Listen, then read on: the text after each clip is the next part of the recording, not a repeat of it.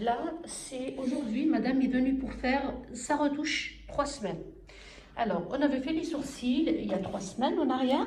Et bien sûr, il y a toujours dans le maquillage permanent une première prestation et une deuxième prestation 3-4 semaines après.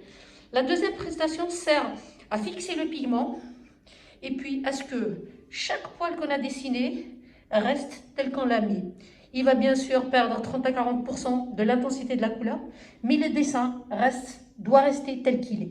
Il suffit juste, bien sûr, comme je dis toujours aux clientes, que la cicatrisation se passe bien, c'est-à-dire que les croûtes partent naturellement une fois que la cicatrisation est finie, c'est-à-dire on ne gratte pas les croûtes, on ne mouille pas les sourcils, on ne pose pas la crème tatou en frottant parce que sinon on enlève la croûte. Et quand on enlève la croûte, on enlève aussi, il y a un bout de peau qui se colle qui part avec la croûte. Et bien sûr, il y a la micropigmentation qui part avec.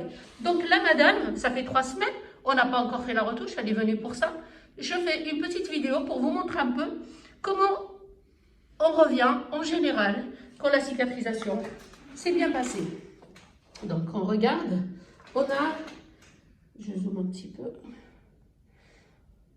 On a donc les sourcils tels qu'on les a fait, sauf qu'ils ont perdu 30 à 40% de leur intensité.